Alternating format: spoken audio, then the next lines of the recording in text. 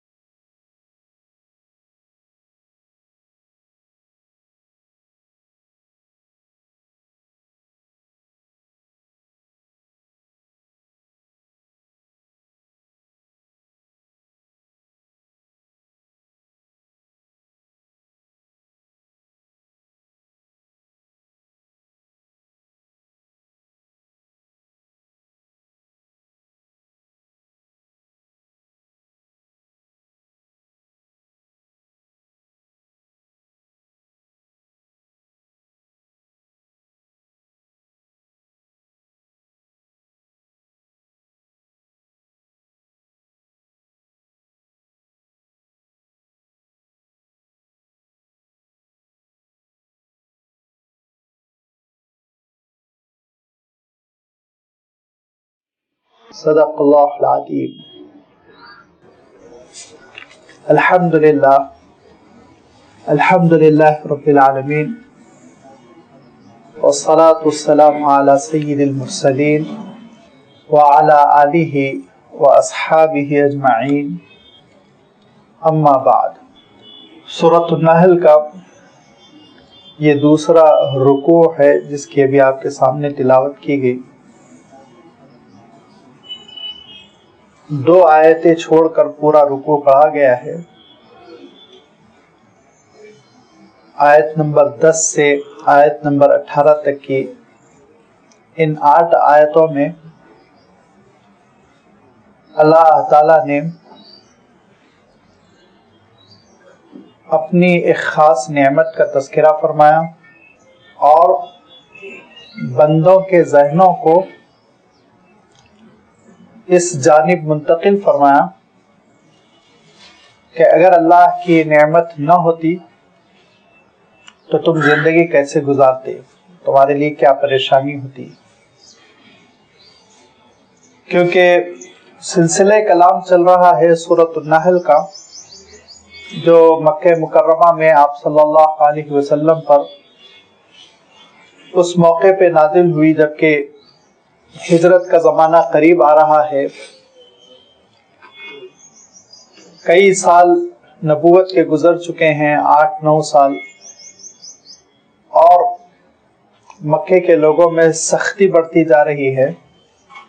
سرداران قریش مخالفت پر زور لگا رہے ہیں۔ ایسے موقع پر اللہ تعالیٰ نے سورۃ النحل میں حقیقت میں یہ بات ارشاد فرمائی کہ دیکھو، اللہ تعالیٰ اپنے نبی اور رسول کے ساتھ ہوتا ہے۔ تاریخ بتاتی ہے پچھلے زمانے میں بھی نبی اور رسول کو غلبہ ہوا، آگے بھی یہی ہونے والا ہے، اور اس کے لیے ایک قرینہ ہوتا ہے، ایک علامت ہوتی ہے، ایک نشانی ہوتی ہے، اور وہ ہجرت ہوتی ہے۔ چنانچہ اللہ تعالیٰ نے ہجرت کا بھی اشارہ فرمایا کہ وقت قریب آ رہا ہے کہ اللہ کے رسول کو اور ان کے ایمان والے ساتھیوں کو اب یہ ملک چھوڑنا پڑے گا۔ حالات بتلا رہے ہیں کہ ہجرت کا وقت قریب ہوتا جا رہا ہے، اور اس کے بعد پھر مخالفت کرنے والوں کے لیے دائرہ عمل بہت تنگ ہو جائے گا،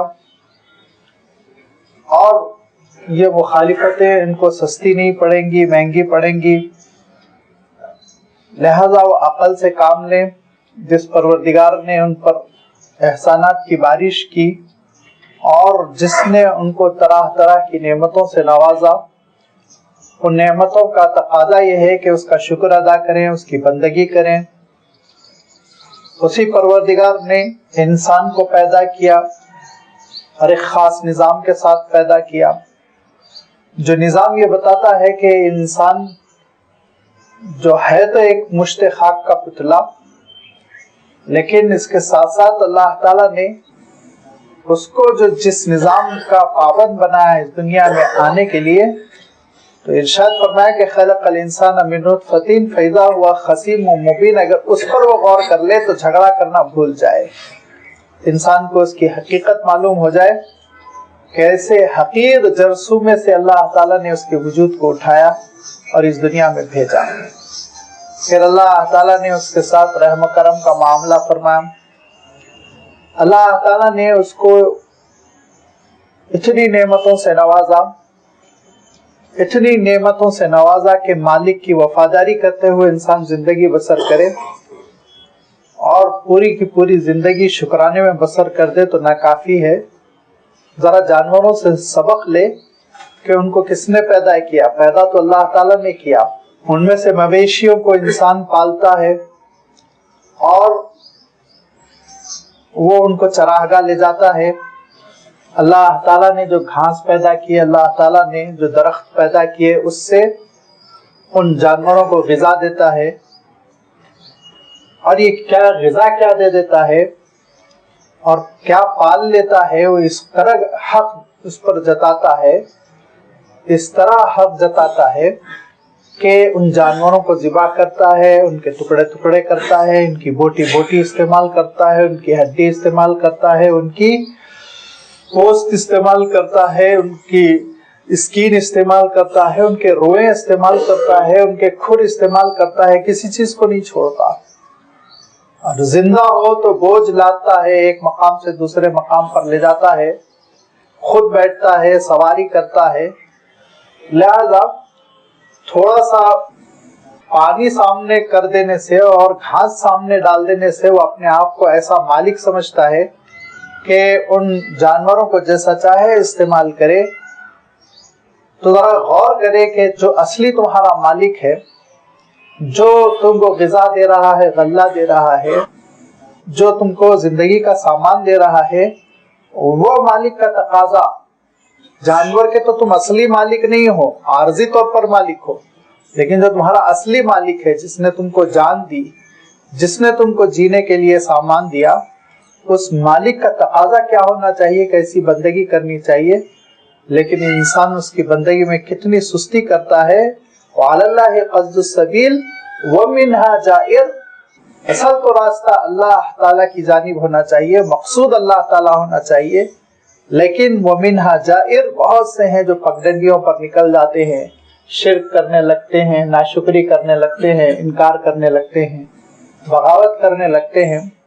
تو پھر وہ کام دیکھ کر سنیں کہ دیکھو اللہ تعالیٰ کی قدرت، اس کا کنٹرول، اور اس نے تمہارے لیے زندگی کا جو انتظام کیا ہے، اس انتظام پہ غور کرو کہ ایک انسان گھر پہنچا یا کسی نئے مقام پر پہنچا، پہنچنے کے بعد اس نے دیکھا کہ ایئرپورٹ پر جہاں وہ اترا وہاں اس کے لیے سواری کا انتظام، وہیں سے ضیافت شروع ہو گئی، اور جہاں ٹھہرنے کے لیے پہنچا تو معلوم ہوا اس کی ضرورت کے مطابق، بلکہ اس کے مزاج کے مطابق کھانے پینے کا انتظام، اور اس کو ذرہ برابر زحمت نہیں ہو رہی ہے، اس کے لیے بڑے بڑے خادم لگا دیے گئے جو اس کی خدمت کر رہے ہیں، جو ضرورت اس کو محسوس ہوتی ہے وہ چیز اویلیبل مہیا کر دی جاتی ہے۔ تو وہ انسان اپنے مہمان کا کتنا شکریہ ادا کرے گا، آپ سوچیے، اپنے میزبان کا، کہ حق میزبانی تم نے ادا کر دیا، لینے چلے آئے، اور اس کے بعد سے جس چیز کی مجھے ضرورت پیش آئی ہر چیز آپ نے مجھے فراہم کر دی، کس قدر شکر گزار رہے گا۔ یہ انسان کا معاملہ ہے کہ دنیا میں انسان ایک مہمان کی طرح آیا ہے، اور جب آیا ہے تو آنے کے وقت سے لے کر اللہ تعالیٰ نے جو اس کے لیے انتظامات کرے اس پر وہ غور کرے۔ هو الذی انزل من السماء ماء، اسی نے تمہارے لیے آسمان سے پانی برسایا، اور سب سے زیادہ ضرورت انسان کو پانی کی پڑتی ہے، سب سے پہلے ضرورت انسان کو پانی کی پڑتی ہے۔ روز اول سے انسان کو پینے کے لیے پانی چاہیے۔ یہ پانی اللہ تعالیٰ سورۃ الواقعہ میں سوال کرتا ہے کہاں سے آتا ہے، ذرا غور کیا تم نے؟ هو الذی انزل من السماء ماء لکم منہ شراب، اسی سے تمہارے لیے پینے کا انتظام ہے۔ شرابن کے معنی عربی میں وہ نہیں ہے جو اردو میں ہے۔ اردو میں تو ہم لوگوں نے شراب ایک ایسے مشروب کا نام رکھ دیا، ایک ایسی ڈرنک کا نام رکھ دیا جو اسلام میں حرام ہے۔ یہ اردو والوں نے کیا، یہ اردو والوں نے کیا۔ عربی میں شرابن مانے پینا، اور اس کا روٹ ورڈ سب جانتے ہیں، شریبا یشرب، پینے کے لیے یہ لفظ استعمال ہوتا ہے۔ اور شرابن پینے کی چیز، لازمی بات ہے ہر پینے کی چیز جس میں پانی بھی ہے اور جس میں آپ کے فروٹ کے جوزز ہے، یہ سب میں ایلیمنٹ کیا ہے؟ پانی ہی تو ہے اصل۔ لہذا اللہ تعالیٰ ارشاد فرماتا ہے کہ منہ شرابن، اسی سے تمہارا پینا ہے۔ اگر پانی نہ ہو تو کہاں سے پیو گے، کیا پیو گے تم؟ اور ہمارے اور آپ کے جسم میں جو چیز سب سے بڑی مقدار میں ہے وہ پانی ہے۔ اگر پانی نکال دیا جائے تو انشاءاللہ اتنا وزن کم ہو جائے گا اور ایسے چھریرے ہو جائیں گے، لیکن چھریرے تو ہو جائیں گے، وزن بھی کم ہو جائے گا، اور بجائے 70 کلو کے 30 کلو کے رہ جائیں گے، لیکن موومنٹ ختم ہو جائے گا، حرکت نہیں ہو سکے گی۔ یہ پانی ہے جس کی وجہ سے باڈی نرم ہے، جسم نرم ہے، ورنہ تو لکڑی کا مدعا بن جائے گا انسان۔ تو یہ پینے کا جو پانی انسان کو چاہیے، اور روز اول جو اس کو ضرورت پڑتی ہے، پیدا ہونے کے ساتھ ہی اس کو پینے کے لیے مشروب کی ضرورت پڑتی ہے۔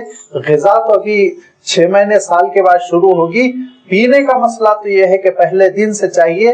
لہذا اللہ تعالیٰ ارشاد فرماتا اس کا انتظام کس نے کیا، کس نے رکھا اس پورے نظام کو؟ وَمِنْهُ شَجَرٌ، اس کے بعد تم کو غذا کی ضرورت ہے، چاول کی ضرورت ہے، گیہوں کی ضرورت ہے، اور دیگر اور غلوں کی ضرورت ہے۔ یہ کیسے پیدا ہوتے ہیں؟ پانی ہی کے ذریعے سے تو پیدا ہوتے ہیں، پانی ہی تو برستا ہے، پانی ہی تو کھیت میں دیا جاتا ہے، اور کتنے لیٹر، بلینز آف لیٹر پانی خرچ ہوتا ہے تب جا کے یہ کھیتی ہوتی ہے۔ اس کے بعد سے پھر تم کو جانوروں کی ضرورت پڑتی ہے، جیسے کہ آپ کے خدمت میں بات رکھی گئی کہ کھانے کے لیے بھی ضرورت ہے، سواری کے لیے بھی ضرورت ہے۔ فیہ تسیمون، یہ جانور کہاں پلتے ہیں؟ چراگاہ میں۔ تسیمون مانے اسی میں تو تم چراتے ہو۔ تو اللہ تعالیٰ نے تمہارے لیے آسمان سے پانی برسایا، جس سے تمہارے پینے کا بندوبست کیا، اور جس سے درخت اگے، اور جس سے تم جانوروں کو چراتے ہو لے جا کر۔ اگر پانی نہ ہو تو پھر لازمی بات ہے چراگاہ نہیں، نہ ہریالی پیدا ہوگی، نہ گھاس، نہ درخت، تو نہ جانور چریں گے، نہ جانور بڑھیں گے، نہ جانور تم کو ملیں گے۔ تو ذرا سوچو، ہر چیز کے لیے وہ تمہارا انتظام کر رہا ہے۔ اور ینبت لکم بہ الزرع، پانی ہی کے ذریعے سے وہ اگاتا ہے۔ کون؟ اللہ تعالیٰ اگاتا ہے، کسی انسان کے بس میں نہیں ہے، کسی کارخانے کے بس میں نہیں ہے، کسی اور دیوی دیوتا کے بس میں نہیں ہے، یہ اللہ کے حکم سے اگتا ہے۔ لہذا فرمایا ینبت لکم، تمہارے لیے اگاتا ہے، بھی پانی کے ذریعے سے، الزرع، کھیتی کو۔ کھیتی جو ہوتی ہے لازمی بات ہے پانی کے ذریعے سے ہوتی ہے، اور کھیتی سے، زراعت سے پھر کھانے پینے کی چیزیں ملتی ہیں۔ اس کے بعد باغ کا تذکرہ فرمایا، والزیتون، اور اسی کے ذریعے سے پھر زیتون کا درخت نکلتا ہے۔ اور زیتون کا درخت عربوں کے نزدیک تو بہت اہم بھی تھا، اور اس کے ساتھ ساتھ چونکہ بہت مفید بھی ہے، اسی لیے اللہ تعالیٰ نے زیتون کا تذکرہ خاص طور پر کیا۔ اور اس کے بعد والنخیل، کھجور کا تذکرہ کیا، وہ کھجور جس کے بغیر عربوں کی زندگی نہیں تھی، وہ ان کی غذا بھی، وہ ان کے لیے تجارت بھی، وہ ان کی دولت بھی، سب کچھ کھجور پر ان کا دار و مدار تھا۔ لہذا اللہ تعالیٰ ارشاد فرماتا والنخیل، ایک کھجور کہاں سے پیدا ہوتے ہیں؟ یہ زمین پر پانی برستا ہے، خاص مقدار میں پانی دیا جاتا ہے، تب جا کے یہ تم کو ملتا ہے۔ والاعناب، اور انگور بھی۔ اور انگور کا تذکرہ اللہ تعالیٰ نے 2 باتوں کی وجہ سے خاص طور پر فرمایا۔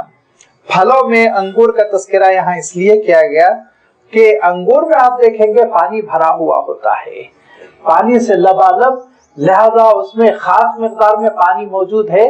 تو ذرا غور کرو، پانی آسمان سے برسا اور زمین میں پانی جذب ہو گیا، اس سے ایک درخت نکلا جس کا تنا خشک سا ہے، اس درخت میں اس کی آخری شاخوں اور ٹہنیوں میں پھل نکل آئے انگور کی شکل میں، اور ان پھلوں کے اندر کس نے پانی انجیکشن سے جیسے بھر دیا، میٹھا میٹھا گلوکوز سے بھرا ہوا پانی، کہ اس کو استعمال کرتے ہو تو تم کو ایک لطف آتا ہے، ایک فرحت محسوس ہوتی ہے، اس سے لطف اندوز ہوتے ہو. اور دوسری بات یہ ہے کہ انگور کی خاص اہمیت تھی، اور انگور کی وہ اہمیت موجودہ دور میں سمجھ میں نہیں آتی، لیکن عربوں کے نزدیک اس کی بڑی اہمیت تھی.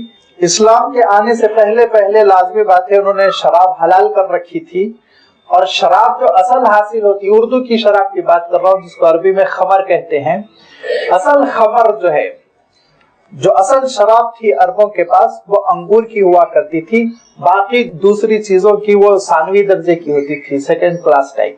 اصل جو شراب وہ حاصل کرتے تھے انگور سے، لہذا وہ انگور سے شراب حاصل کرتے، اور بڑی مہنگی مہنگی وہ شراب بکتی، اور گھروں میں ایک ذخیرہ رکھتے، اسٹور کر کے رکھتے. مہمان آیا تو پہلی ضیافت وہ شراب سے کرتے تھے. پہلی ضیافت جیسے ہم پانی اور چائے کے لیے پوچھتے ہیں، ویسے ہی عرب جو ہے سب سے پہلے شراب کا پیالہ پیش کرتے تھے.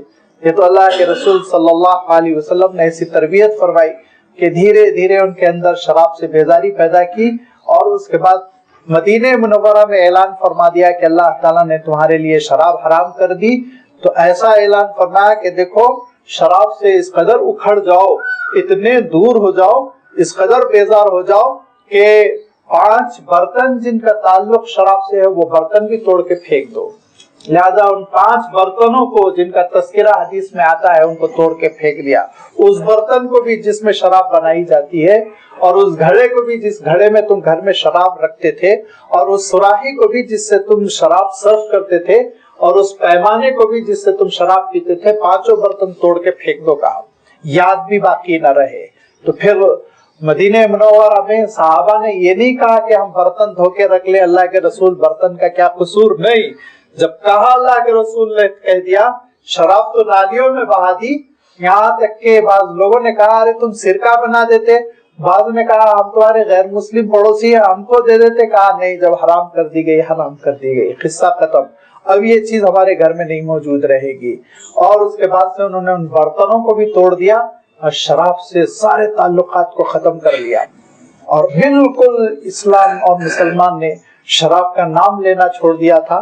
مگر افسوس کی بات یہ ہے کہ ہندوستان میں آ کر ہمارے بہت سارے بھائی بگڑتے چلے گئے، اور معلوم یہ ہوا کہ دن بھر محنت کرتے رہے، رات میں سیندی پی کے گھر آ رہے ہیں، لڑ رہے ہیں، مار رہے ہیں، جھگڑ رہے ہیں، پھر اسی جاہلیت کی طرف لوٹ کر چلے گئے. ان کو بچانے کی ضرورت ہے، اور یہ بتانے کی ضرورت ہے کہ شراب یہ بہت ہی شدید حرام چیز ہے، اس کو اسلام نے ناپسند کیا. لیکن اللہ کے رسول صلی اللہ علیہ وسلم کی آمد سے پہلے عربوں کی گھٹی میں شراب تھی.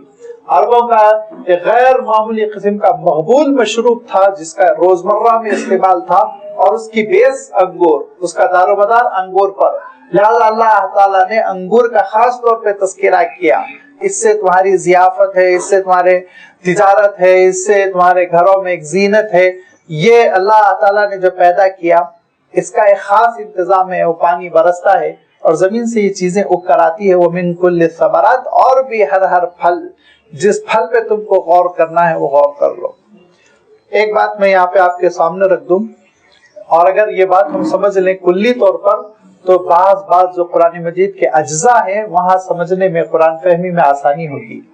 کلیہ یہ ہے کہ اللہ تعالیٰ نے قرآن مجید میں جو سب سے اولین قسم کے مخاطب تھے، فرسٹ ایڈریسی جو تھے عرب، ان کے ذہن کی بڑی رعایت کی. یاد رکھیے عربوں کی ذہنیت کی بڑی رعایت کی گئی، اور خطاب کرتے ہوئے اللہ تعالیٰ نے ان کے حالات خاص طور پر پیش فرمائے، ان کی چیزوں کا تذکرہ کیا، ان کے رہن سہن کا تذکرہ کیا، کیونکہ ان کو بطور امت تیار کرنا تھا تاکہ ساری دنیا میں وہ اسلام لے کے پھیلتے چلے جائیں، اور الحمدللہ ایسا ہی ہوا.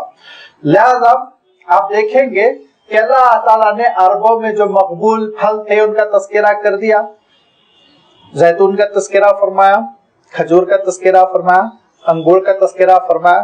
اب اللہ تعالیٰ نے ضرورت محسوس نہیں کی کہ اس زمانے میں جو وسط ایشیا میں پھل پیدا ہوتا تھا اور آج ہمارے ہندوستان میں بھی ہوتا ہے، آم کا تذکرہ کیا جائے، جام کا تذکرہ کیا جائے، جامن کا تذکرہ کیا جائے، تربوز کا تذکرہ کیا جائے، خربوز کا تذکرہ نہیں. ارشاد فرمایا ومن کل ثمرات، اور بھی بہت سارے پھل ہیں جو تمہارے پاس بھی موجود ہے، جو تمہارے پاس موجود نہیں ہے، آگے چل کے تم واقف ہوتے رہو گے. یہ سب کچھ اللہ تعالیٰ نے پیدا کیا. سواریوں کا تذکرہ ہوا تو اللہ تعالیٰ نے عربوں کے درمیان جو چیزیں معروف تھی سواریوں کے لیے ان کا ذکر فرمایا، گھوڑے کا ذکر فرمایا، خچر کا ذکر فرمایا، گدھے کا ذکر فرمایا، اور لوین سے سواریوں کی تفصیل نہیں بیان فرمائی. وَيَخْلُقُ مَا لَا تَعْلَمُونَ، اور بھی چیزیں ہیں جن سے تم یہ کام لیتے رہو گے، وہ ان کا تذکرہ آگے تمہاری دنیا میں آتا رہے گا. اس صحیفے میں ان ساری چیزوں کو لینے کی ضرورت نہیں ہے. ایسے ہی آپ دیکھیں گے کہ اللہ تعالیٰ نے جب دعوت دی ان کو کہ اپنی کائنات پر غور کرو، تو اس دعوت میں اللہ تعالیٰ نے کیا ارشاد فرمایا؟ أَفَلَا يَنْظُرُونَ إِلَى الْإِبِلِ كَيْفَ خُلِقَتْ، اونٹ کی طرف دیکھ لو، تمہارے سامنے اونٹ ہے، اسی جانور کو دیکھ لو. إِلَى السَّمَاءِ كَيْفَ رُفِعَتْ، آسمان کو دیکھ لو. إِلَى الْأَرْضِ، زمین کو دیکھ لو. إِلَى الْجِبَالِ، پہاڑوں کو دیکھ لو. یہ چیزوں کو دیکھ لو. چار چیزیں عربوں کے سامنے تھی، چاروں چیزوں کا تذکرہ فرمایا. اب تذکرہ نہیں فرمایا کہ گنگا کو دیکھو، نیل کو دیکھو کیسے بہ رہی ہے وغیرہ وغیرہ، نہیں، وہ بعد میں تم غور کرتے رہنا. پہلے جو مخاطب ہے ان کے سامنے جو اولین چیزیں ہیں ان پر تم غور کرو. لیکن اس کے معنی یہ نہیں ہے کہ اللہ تعالیٰ نے دوسری قوموں کی ذہنوں کی رعایت نہیں کی. نہیں، رعایت تو کی. کیسے؟ ارشاد فرمایا وَمِن كُلِّ الثَّمَرَاتِ، اور بھی سینکڑوں پھل ہے. اپنے اپنے ملک میں اپنے اپنے پھلوں پر تم غور کرتے رہو کہ اللہ تعالیٰ نے ان پھلوں سے تم کو کیسے مستفید کیا، مالا مال کیا، ان سے کیسے تم لطف انداز ہوتے رہو گے. یہ اِنَّ فِي ذَلِكَ لَآیَةً، بے شک اس میں زبردست قسم کی نشانی ہے. لِقَوْمٍ يَتَفَکَّرُونَ، غور و فکر کرنے والی قوم کے لیے. غور و فکر جو قوم نہیں کرے گی ان کے لیے تو کوئی نشانی نہیں ہے. وہ تو جانوروں کی زندگی اور بکروں اور مینڈوں کی زندگی اور گائے اور بیل کی زندگی بسر کر رہے ہیں، کھا رہے ہیں، پی رہے ہیں، رات میں آرام کرتے ہیں، جگالی کرتے ہیں، صبح ہوئی پھر چرنے لگتے ہیں، پھر کھانے پینے لگتے ہیں، یہاں تک کہ موت سے دوچار ہو جاتے ہیں. ان کے لیے کوئی نشانی نہیں. لیکن جو غور و فکر کرتے ہیں، جن کو دوسرے مقام پہ اللہ تعالیٰ نے ارشاد فرمایا کہ اکیلے اکیلے تنہا تنہا ہو کے بھی کھڑے ہو کے غور کرو، تنہائی میں غور کرو کہ اللہ تعالیٰ نے کیسی نعمتوں کی بارش کی. تو جب ایسا غور و فکر کرو گے تو ہم دیکھو گے کہ اس میں تمہارے لیے بڑی زبردست قسم کی نشانی ہے. اور ان نشانیوں میں جیسے کہ میں نے کہا کہ ایک کنٹرول، قابو، غلبہ، ایک حکومت، سینٹرلائزڈ قسم کی حکومت جس سے کوئی نکل نہ سکے، ایسا نظام ہے جو اللہ تعالیٰ نے جاری کر رکھا ہے اور اس پر اس کو قابو ہے. لہذا اللہ تعالیٰ ارشاد فرماتا ہے کہ اگر قابو نہ ہو اور سمندر کی دیوی یا دیوتا کوئی اور ہو تو سمندر کے پانی کو اللہ تعالیٰ جلنے کا حکم دے رہا ہے اور ان کو بھاپ بن کر اڑنے کا حکم دے رہا ہے، تو پھر وہ دیوی دیوتا بیٹھے خاموش کیوں دیکھ رہے ہیں؟ ان کو بھی احتجاج کرنا چاہیے کہ یہ کیا بات ہے، ہر سال اتنی گرمی پڑتی ہے، ہمارا اتنا پانی جل کے چلا جاتا ہے، ہوا میں اڑ جاتا ہے، پھر اس کے بعد انسان اس کو سڑا گلا کے گندا کر کے پولیوٹ کر کے پھر ہمارے پاس واپس بھیجتا ہے. ایسا کچھ نہیں ہے. وہی پروردگار ہے جس کا قابو سمندر پر ہے، اور اسی پروردگار کے حکم سے ہوائیں چلتی ہیں، اور اسی پروردگار کے حکم سے وہ بادل تمہاری زمین تک آتے ہیں، اور اسی کے حکم سے وہ تم پر پانی بن کر برستے ہیں. کبھی کبھی بتایا کہ ایسا بھی ہو سکتا ہے، یاد رکھو، اولوں کی شکل میں بھی برس سکتے، پتھروں کی شکل میں بھی برس سکتے، لیکن اس کا انداز یہ ہے کہ اس کو پانی میں تبدیل کر کے تم پر برساتا ہے. لہذا قابو ہے اس کا. یہی چیز آگے ارشاد فرما رہا ہے وَسَخَّرَ لَكُمُ اللَّيْلَ وَالنَّهَارَ وَالشَّمْسَ وَالْقَمَرَ، اور اس نے تمہارے لیے رات اور دن کو کام پر لگا دیا ہے. یہ رات اور دن تمہارے لیے کام کر رہے ہیں. وَالشَّمْسَ، اور سورج تمہارے لیے کام کر رہا ہے. وَالْقَمَرَ، چاند تمہارے لیے کام کر رہا ہے. سَخَّرَ لَكُمْ، تمہارے لیے اس نے ڈیوٹی پہ لگایا، کنٹرول میں کیا ہوا ہے. وہ اگر سورج ذرا سا بھی آزاد ہوتا، بے قابو ہوتا، احتجاج کرتا، اور کہتا میں ہی کیوں جلتا رہوں، چاند کو بھی جلائیے کچھ دنوں کے لیے، اس میں بھی آگ لگائیے، اس سے بھی انسان گرمی حاصل کرے۔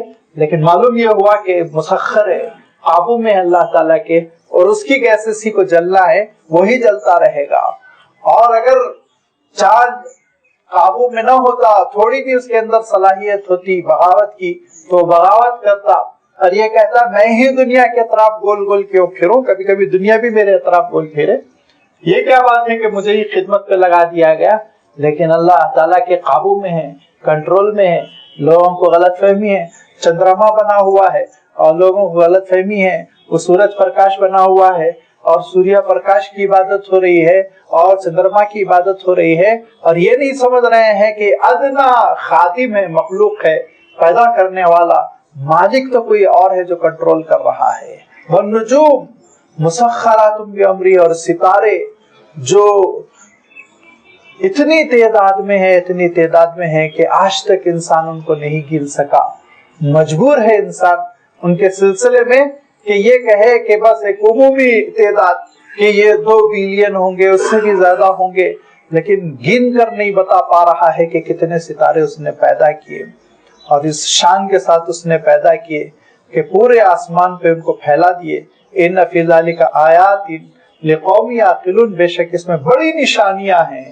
اوپر آیتن فرمایا تھا، ایک ہی نشانی کا تذکرہ، یہاں فرمایا لآیات لقوم یعقلون، عقل والوں کے لیے۔ اب عقل ہی نہیں ہے، عقل کو کام میں ہی نہیں لانا چاہتا انسان، تو ان نشانیوں سے کیا فائدہ اٹھائے۔ بڑی زبردست قسم کی نشانیاں کہ اللہ تعالیٰ نے اس پوری کائنات میں اتنی زبردست ستاروں کو پیدا کیا، اور ایسے نظام کو اللہ تعالیٰ نے پیدا کیا کہ جہاں انسان کی عقل حیران رہ جائے، اور اس میں اللہ تعالیٰ نے اس چھوٹی سی دنیا کو بھی رکھا ہے، اور اسی دھرتی پہ اتنی چھوٹی سی مخلوق جو ہاتھی گینڈے کے درمیان، وہ تو ایسا 1 بالشت 2 بالشت کا لگتا ہے، لیکن وہ ہے کہ نافرمان ہوا جا رہا ہے، اپنے مالک کو نہیں پہچان رہا ہے۔ تو ذرا اور غور کرے وہ وَمَا زَرَعَ لَكُمْ فِي الْأَرْضِ مُخْتَلِفًا أَلْوَانُهُ، اور جو اس نے پھیلا دیا تمہارے لیے زمین پر الگ الگ رنگ کی چیزیں۔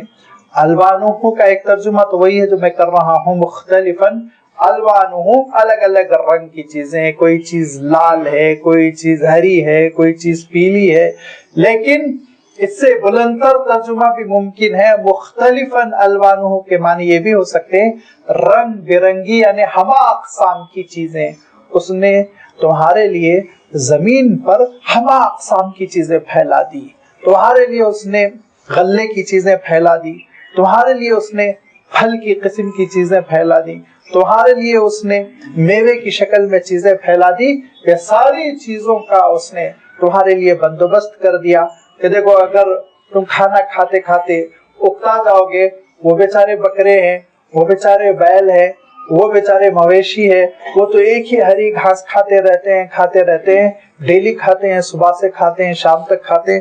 ان کو اللہ تعالیٰ نے ایسا اختیار ہی نہیں رکھا کہ اکتا جائے اور کوئی نئی چیز کا مطالبہ کرے، لیکن تمہارے لیے ہم نے انتظام کر دیا کہ ایسا نہ ہو صرف چاول اور گیہوں سے اکتا جاؤ، لہٰذا سبزیاں بدل بدل کے کھاؤ، تم نئے نئے رنگ کی سبزی، نئے نئے مزے کی، نئے نئے انداز کی سبزی کہاں، اور سبزی روٹی کھاتے ہوئے بھی تھک جاؤ گے، لہذا ایسا ہے منہ کا مزہ بدلنے کے لیے پھل بھی کھاؤ، کبھی سیب کھاؤ، کبھی آم کا زمانہ ہے، کبھی انگور کا زمانہ ہے، اور کبھی اس پھل کا ہے، کبھی اس پھل کا ہے، اور ہو سکتا ہے ان پھلوں سے بھی دل اکتا جائے، لہذا ہم تمہارے لیے میوے بھی رکھتے ہیں، کبھی بادام کھاؤ، کبھی اخروٹ کھاؤ، کبھی کاجو کھاؤ، ہمہ اقسام کا اس نے دسترخوان بنایا، اور اس دسترخوان پہ اتنی پیاری پیاری چیزیں چن دی جن کا شمار انسان نہیں کر پا رہا ہے۔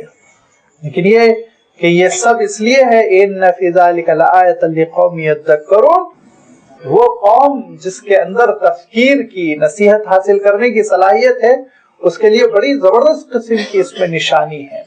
وہ بہت غور کر سکتا ہے کہ اس پروردگار کی کیا شان ہے، کہ اس کا قابو اور اس کا کنٹرول، اور ایسا اس کا نظام کہ ہر چیز الگ الگ لیکن اس کے باوجود ایک نظام میں جڑی ہوئی۔ یہ پھل پیدا نہیں ہو سکتے جب تک کہ موسم نہ ہو، गर्मी का मौसम ना हो, बरसात का मौसम ना हो, सर्दी का मौसम ना हो, और ये फल नहीं सूख सकते, नहीं परवान चढ़ सकते जब तक कि दिन और रात ना हो। कुछ हिस्सा ठंडक में गुजरे, कुछ हिस्सा गर्मी में गुजरे, और ये फल नहीं पैदा हो सकते जब तक कि उनको खास मिकदार में पानी न मिले।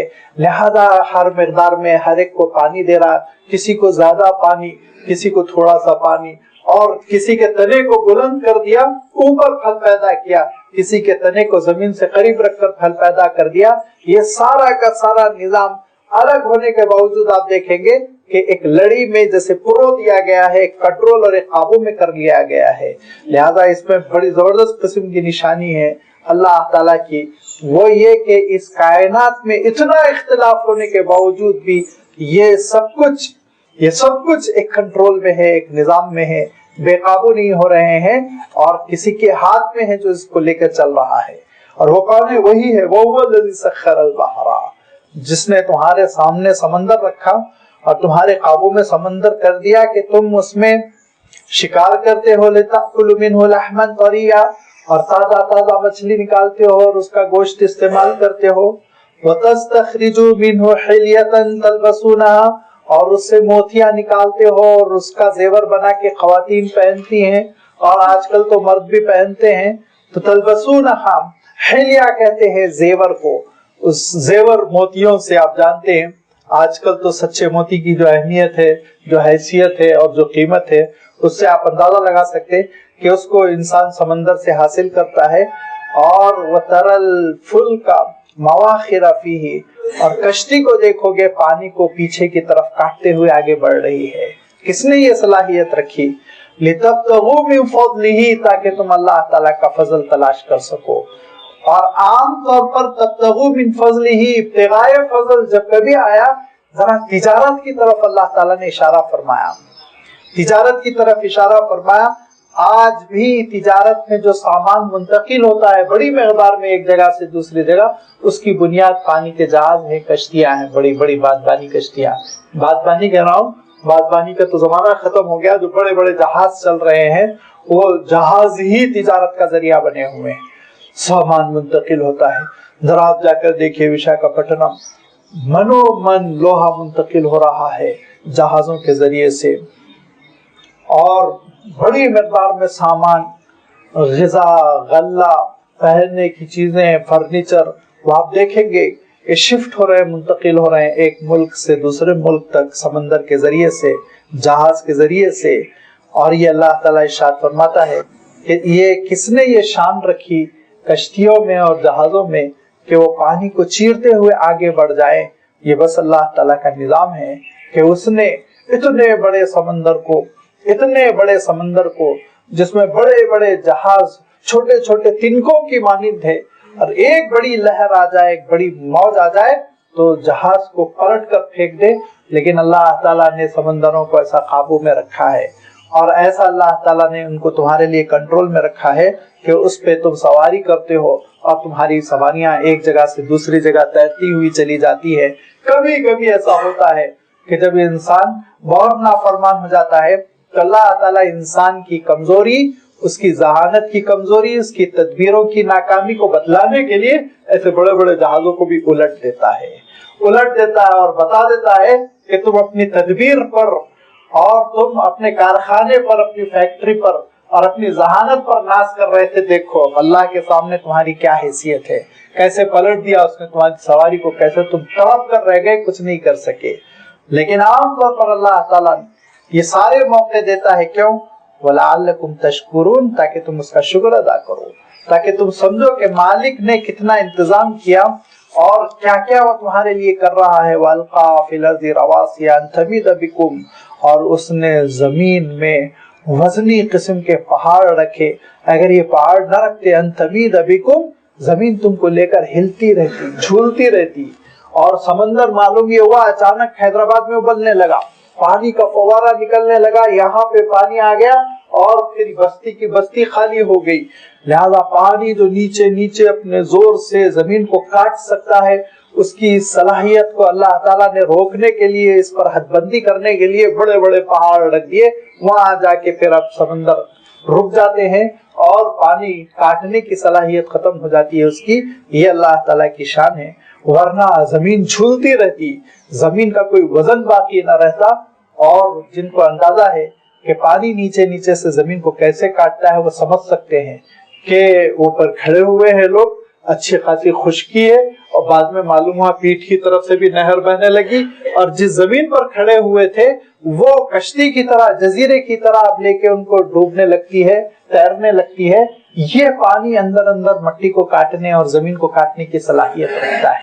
لیکن اللہ تعالیٰ نے ان پہاڑوں کے ذریعے سے جہاں بہت سے کام اور ان پہاڑوں سے لے رہا ہے, وہیں پر زمین کو بیلنس بھی کیا. وانہارا, اور اس نے تمہارے لیے نہریں پیدا کر دی, ورنہ تو تم پانی کے لیے بہت مصیبت میں پھنس گئے ہوتے.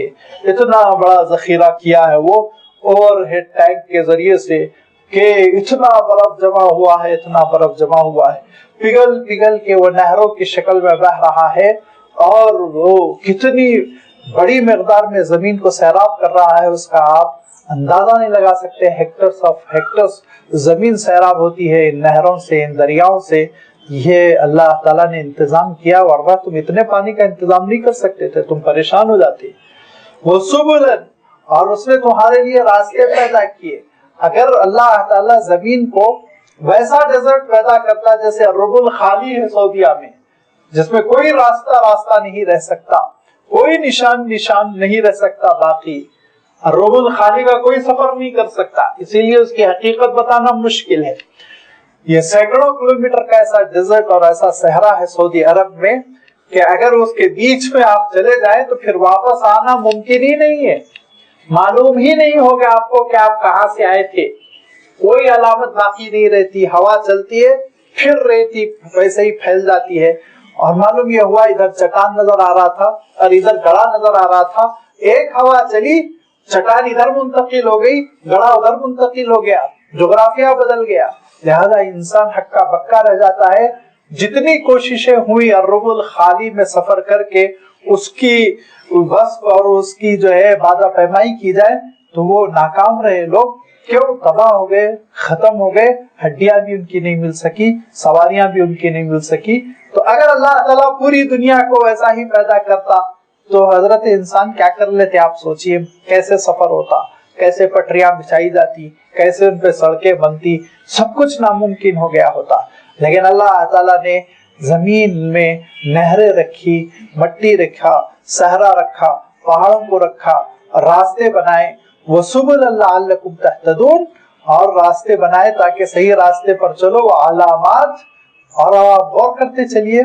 یہ غور کرنے کے بعد ایک چیز جو اندرونی ہے, اندرون میں جو ڈوب کر ایک حقیقت کو پانا چاہیے, اس کا کیسا اللہ تعالیٰ اشارہ فرما رہا ہے.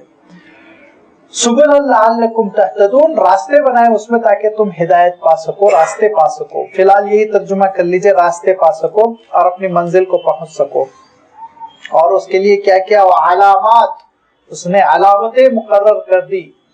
یا آپ اس کو یوں کہہ لیجئے کہ جیسے مائل سٹون ہوتے ہیں جو بتاتے ہیں کہ آپ کتنے کلومیٹر آگے بڑھ گئے, ابھی کتنے کلومیٹر جانا ہے, کدھر مڑنا ہے, بستی کدھر ہے.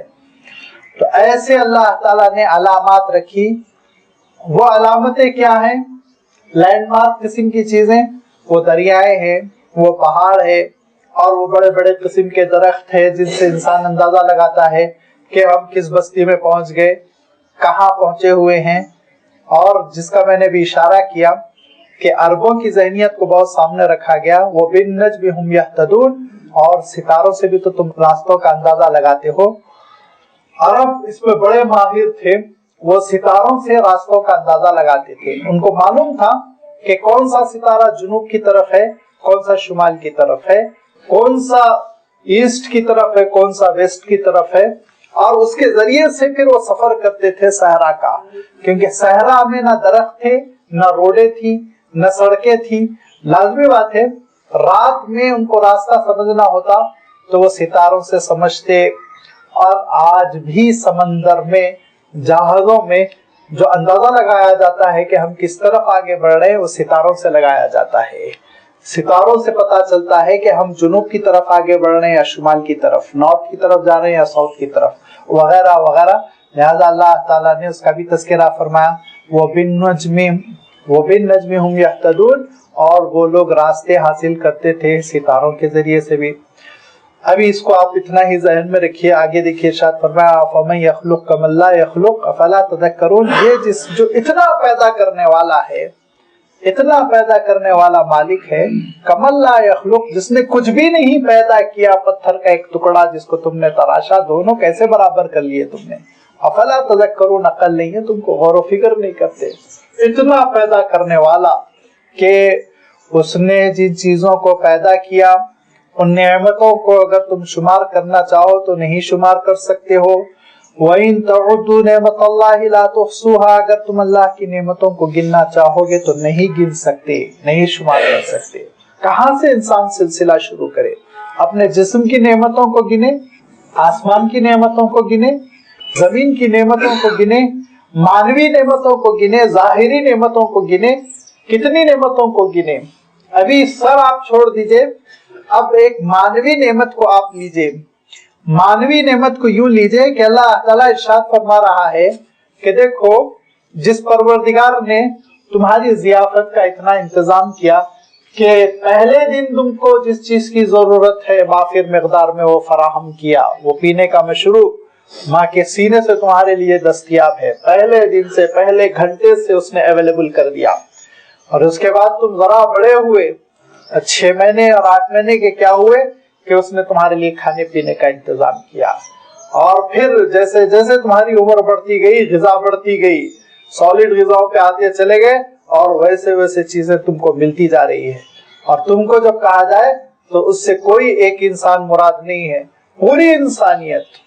اور پوری انسانیت میں بھی صرف موجودہ دور کا انسان مراد نہیں ہے، حضرت آدم علیہ السلام کی پہلی نسل سے لے کر قیامت تک کی آخری نسل تک سب کو یہ ساری چیزیں مل رہی ہیں، اور ایک خاص انداز میں مل رہی ہیں، ایسی پابندی کے ساتھ مل رہی ہیں کہ کبھی کبھی ایسا ہوتا ہے کہ آپ کے شہر سے، آپ کے ملک سے ان چیزوں میں سے ایک چیز ختم ہو جاتی ہے تو واویلا مچ جاتا ہے، حکومتیں گر جاتی ہیں، اور گری ہوئی حکومتیں اٹھ جاتی ہیں کہ بازار سے پیاز غائب ہو گئی تو اس سے معلوم یہ ہوا کہ ایک تہلکہ مچ گیا۔ اگر اللہ تعالیٰ چاہے اور پوری دنیا سے اگر وہ ایک ہفتے کے لیے پانی کو غائب کر دے تو انسان کیا کر لے گا؟ کبھی غور کرتے ہو تم؟ کبھی غور کرتے ہو؟ غور نہیں کرتے۔ لیکن دیکھو، سوچو، اگر اللہ تعالیٰ چاہے اور وہ پوری دنیا سے، آج گھبراتے ہیں سائنسدان، ہو سکتا ہے آپ سوچیں گے کہ میں بچوں جیسی باتیں کر رہا ہوں، مگر بہت غور و فکر ہوتا ہے، سیمینارز ہوتے ہیں، ورکشاپ ہوتے ہیں اس پہ، کہ پوری دنیا سے اسپیس، اگر جو اسپیس ہے اوپر خلا، ویکیوم جو ہے، وہ اسپیس اگر آکسیجن سک کر لے تو آپ کہاں سانس لیں گے؟ اللہ کا حکم ہو جائے، لیئرز پھٹ جائیں اور ایک چھید پڑ جائے، سوراخ پڑ جائے، اور ویکیوم ہر چیز کو کھینچتا ہے، آپ جانتے ہیں نا، ویکیوم کے اندر صلاحیت ہوتی ہے، وہ سک کرتا ہے، کھینچ لیتا ہے، جذب کر لیتا ہے۔ تو یہ آکسیجن کو اگر چند گھنٹوں کے لیے اگر اللہ تعالیٰ کے حکم سے، لائٹ جاتی ہے کہ نہیں جاتی ہے، پورے شہر سے کبھی چلی جاتی ہے، ہم دیکھتے رہ جاتے ہیں، ایسے ہی اگر ایک اچانک معلوم یہ ہوا آکسیجن ختم ہو گئی اور ایک ہفتے کے لیے یہ آکسیجن دوبارہ نہیں آئے گی تو کیا کرے گا انسان؟ کیا کرے گا؟ تڑپ تڑپ کر ایسے مر جائیں گے جیسے کہ پتنگے صبح ہونے سے پہلے پہلے مر جاتے ہیں۔ یہ کیفیت ہو جائے گی انسانوں کی۔ تو پروردگار نے کتنا انتظام کیا، آپ ذرا غور کرو ظاہری نعمتوں کو، اور ظاہری نعمتوں کو غور کرتے کرتے اللہ تعالیٰ نے الفاظ بدل دیے، بہت پیاری ترتیب اللہ تعالیٰ نے اختیار فرمائی۔ کیا فرمایا؟ وہ جس نے اس دھرتی پہ تم کو جینے کے لیے بھیجا، اور یہاں پہ جہاں پر تمہاری ضیافت کا انتظام ہے وہاں تمہارے لیے راستے بھی بنا دیے، اور وہ راستوں پر اس نے لینڈ مارکس رکھے، اور ایسے اس نے علامتیں رکھی جس کے ذریعے سے تم منزل تک پہنچ سکتے ہو۔ اور منزل تک پہنچنے کے لیے لفظ استعمال کیا تہتدون، ہدایت کا، کہ تم ہدایت پا سکتے ہو، اور وہیں پر ایک کنایا استعمال کیا، وہ بالنجم، اور پھر آسمان پہ ستارے بھی تو ہوتے ہیں، ان کی روشنی سے تم اپنے راستوں کی پیمائش کرتے ہو، اپنے راستوں کو سمجھتے ہو۔ دیکھو، یاد رکھو، جس پروردگار نے जिस मालिक ने तुम पर इतनी मोहब्बत निछावर की कि तुम्हारे लिए रोजे अव्वल से पीने का इंतजाम किया, खाने का इंतजाम किया और रहने सहने का इंतजाम किया और रास्तों से मंजिल पहुंचने का इंतजाम किया, वो परवरदिगार तुमको रूहानी तौर पर बगैर रहनुमाई के छोड़ देगा? नहीं, उसने भी कुछ सितारे रखे हैं अंबिया अलैहिस्सलातु तस्लीम की शक्ल में, जो आसमान पे फैले हुए हैं। उन सितारों के जरिए से जो अक्लमंद होता है, दाना वो बीना होता है, दानिश्वर होता है, रास्तों को समझता है, हिदायत हासिल करता है, मंजिल तक पहुंचता है। लिहाजा उसने जहां जाहिरी नेमतें दी वही मानवी नेमतें भी दी है और इसीलिए उसने रसूल को भेजा।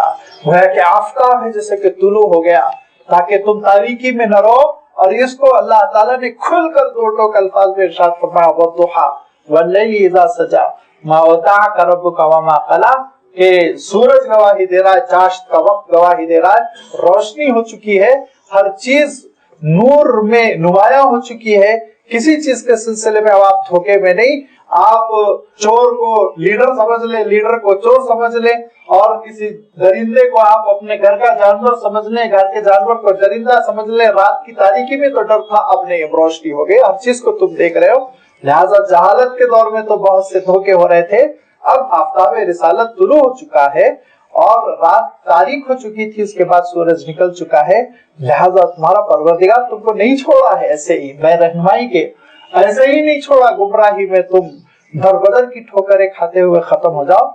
नहीं, उसने तुम्हारी रहनुमाई की, तुम पर नेमतों की बारिश की। उन नेमतों में एक बड़ी नेमत ये जिन पर तुम गौर नहीं करते हो कि सिलसिला था नबियों का जो भेजा, आसमान के सितारों की तरह वो इंसान की रहनुमाई करते रहे और फिर आखिर में अल्लाह ताला ने अपने आखिरी रसूल के जरिए से तुम्हारी रहनुमाई का बंदोबस्त फरमाया। मालूम यह हो गया कि बुरा क्या है, अच्छा क्या है, खैर क्या है, शर क्या है। याद रखो, उसकी नेमतें इतनी है, उन नेमतों को तुम शुमार नहीं कर सकते। अगर वो चाहता तो फिर तुमको वैसे ही मजबूर पैदा करता जैसे सांप, उसके कोई पैर नहीं लेकिन बड़े प्यारे पैर रखे, और पैर रखने के बाद अगर वो चाहता तो ऐसे ही पैदा करता जैसे चौपायों को 4 पैरों का मोहताज कर दिया, लेकिन ऐसा नहीं किया। तुम्हारे साथ खैर का मामला फरमाया, तुम्हारे 2 पैर पे तुम्हारी पूरी कार्रवाई हो जाती है, चलना फिरना सब मुमकिन है। अगर वो चाहता तो फिर तुम्हारे लिए वो ऐसे ही मजबूरी करता कि पैर के साथ साथ हाथ को भी चलते हुए इस्तेमाल करो, जैसे उसने बंदर को मजबूर पैदा किया, लेकिन उसने साथ तुम्हारे लिए और रहम व करम का मामला फरमाया कि हाथ को बिल्कुल बुलंद कर दिया, अच्छे कामों के लिए उनको मखसूस कर दिया। जितना चाहे तुम अपने हाथों को काम में लाओ और जितना चाहे अपने पैरों से चलो। अगर वो चाहता तो फिर तुम्हारे लिए किसी भी किस्म की कोई मोहताजी रख देता, लेकिन उसने मोहताजी नहीं रखी और तुमको एक अच्छी जिंदगी इनायत फरमाई, एक अच्छे इंसान की शक्ल में और एक अच्छे कालब में ढालकर और जहन देकर, सोचने की सलाहियत देकर, बोलने की सलाहियत देकर वो पैदा कर दिया। तभी वो अगर वो तुमको चाहता तो पैदा कर देता दौरे जाहिलियत में, पत्थरों की पूजा करते हुए, दरियाओं की पूजा करते हुए, जानवरों की पूजा करते हुए तुम जिंदगी बसर कर लेते, लेकिन ऐसा नहीं किया। उसकी नेमत ये हुई कि तुम्हारे लिए ईमान वाले घर का इंतखाब किया, ईमान वाले घर में तुम पैदा हुए। इतनी बड़ी नेमत मिली कि आंख खुली तो तुमको इस्लाम मिला, बड़े होते गए तो इस्लाम मिला। कितनी नेमतें हैं जिसको तुम शुमार कर सकते हो, सोचो। अगर वो चाहता तो तुमको तौफीक से महरूम कर देता, अगर वो चाहता तो अपने घर से तुमको दूर कर देता, अगर वो चाहता तो तुमको अपने दरबार में सजदों का मौका न देता, अगर वो चाहता तो तुमको नमाज पढ़ने की तौफीक न देता, अगर वो चाहता तो वो तुम्हारे अंदर ये सलाहियत न रखता कि तुम्हारी कमर रुकू के लिए न झुके, लेकिन उसने सब चीजें दे दी। शुमार करो नेमतों को, कितनी नेमतों को कर सकते हो करो। इरशाद फरमाया, समंदर सियाही बन जाए, दरख्त सारे कलम बन जाए, उसकी नेमतों का शुमार नहीं कर सकते, लेकिन उसके बावजूद तुम उसका शुक्र अदा नहीं करते हो, नाफरमानी करते हो, उसके दीन पे अमल नहीं करते हो और उसकी बगावत करते हो। फिर भी उसने तौबा के लिए दरवाजे खोल दिए। इन्नल्लाह गफूरुन, ये है वो बख्शने वाला है, बहुत माफ करने वाला है। ये भी एक बहुत बड़ी नेमत है, उसने तुम्हारे लिए तौबा का दर रखा। अगर तौबा का बाब ना होता, दरवाजा ना होता, ये चैप्टर ही ना होता, तो एक मर्तबा गुनाह करने के बाद इंसान उसके कफारे के लिए अपने जिस्म को कुर्बान कर देता, तब भी कफारा ना होता। लेकिन अल्लाह ताला ने तुम्हारे बख्शने का इंतजाम किया, اور یہ کہا کہ اے صبح کے گناہگار شام میں توبہ کر لو، اے رات کی سیاہی کو گناہوں سے آلودہ کرنے والے صبح توبہ کر لو، توبہ کا دروازہ کھلا ہوا ہے۔ توبہ کا دروازہ اس وقت بند ہوگا جب قیامت آ چکی ہوگی، یا اس وقت بند ہوگا جب تمہارا دم تمہارے حلق میں گھٹ چکا ہوگا۔ رحیم وہ بہت رحم کرنے والا، بڑا مہربان، اپنے بندوں پر بڑی شفقت کرنے والا، بڑا کرم کرنے والا ہے۔ بندہ ایک بار توبہ کرتا ہے وہ سینکڑوں اجر دیتا ہے، بندہ ایک بار مولا کو پکارتا ہے وہ دسیوں اجر دیتا ہے، اور بندہ ایک کلمہ کہتا ہے وہ دسیوں نیکیاں دیتا ہے۔ کے پاس تو رحمتوں کا سمندر ہے، لہذا لوٹ کے اپنے مالک کی طرف چلو، اپنے مالک کی طرف چلو، اس کی فرما برداری کرو۔ یاد رکھو اگر تم اس کو چھوڑو گے تو پھر تمہارا حشر بہت برا ہوگا۔ کیا حشر ہوگا اس کا اللہ تعالیٰ نے تذکرہ فرمایا، اور اللہ تعالیٰ نے جو تذکرہ فرمایا وہ یہ تذکرہ طویل چلے گا 2-3 رکوع تک، جس میں اللہ تعالیٰ ایک تو قیامت کا بھی تذکرہ کیا اور ایک انسان کی زندگی کے خاتمے کا بھی تذکرہ کیا، اور یہ دونوں صورتوں میں نیکی کی صورت میں کیسا اللہ تعالیٰ انجام دے گا اور برائی کی صورت میں کس حشر سے دوچار کرے گا، دونوں چیزوں کا اللہ تعالیٰ نے بہت تفصیل کے ساتھ تذکرہ کیا۔ انشاءاللہ وہ آیتیں آتی رہیں گی، ان کی تشریح ہوتی رہے گی۔ وآخر دعوانا ان الحمدللہ رب العالمین۔